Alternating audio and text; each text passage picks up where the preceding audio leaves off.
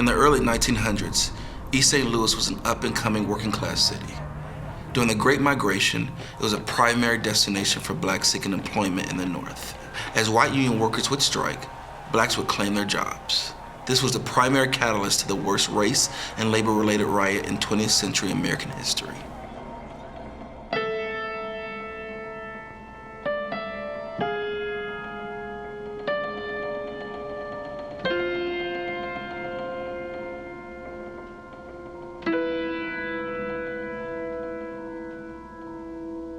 So you have this city that was once up and coming, now in poverty. The population continues to decrease each year, with parents trying to escape for the good of their families.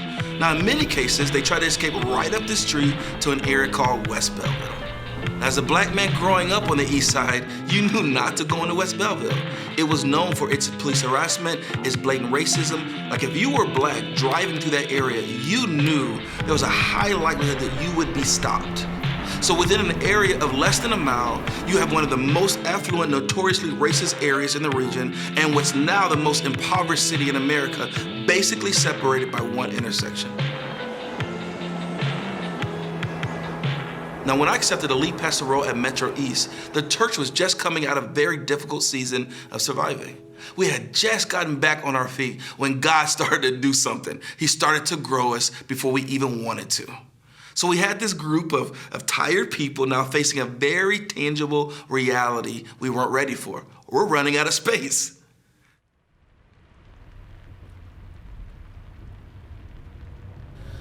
So yeah, we got a text about this building. When I saw the size, it was more than what we wanted. And not only that, but it's West Belleville. As a black man growing up in this area, the last thing I wanted to be a part of was West Belleville. So after seeing the space and talking with the pastor, what was really clear is they wanted us to have this building. And so we continue to pray and wrestle.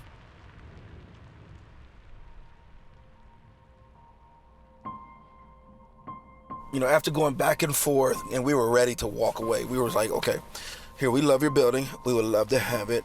We cannot afford it. And I remember there was this moment in the meeting where Pastor Jay paused and he says, so you want the building, right? Yes, but you can't afford it, right? What if we consider this? We have this cash reserve sitting over here. We were going to distribute it out across all of our mission organizations. What if we gave you that? Because you are part of the mission of continuing the gospel here. We were ready to walk away from the table, and once again, the Lord swung open the door, showing us, not only do I want this building for mission, I want you to be on mission in this building.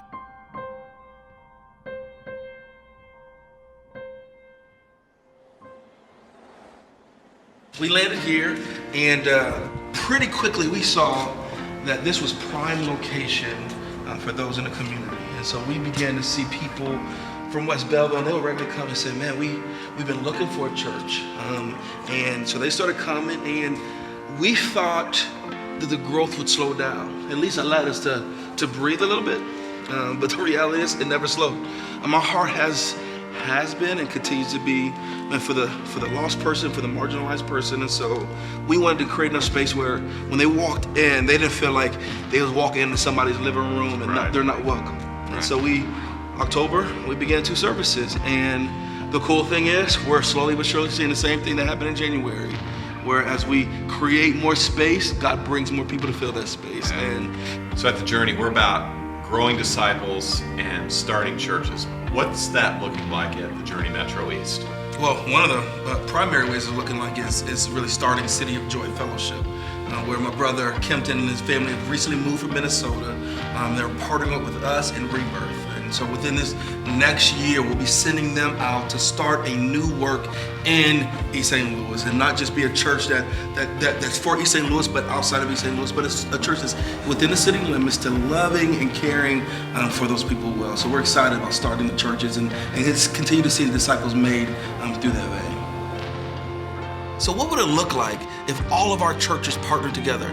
I mean, we're just one church in this network of 6 churches. But what if we all prayed together? What if we all were praying for East St. Louis, praying for West Belleville? What kind of fruit could we see? Not just fruit here at the Metro East, but fruit all the way out to West County or all the way down to Southern Illinois.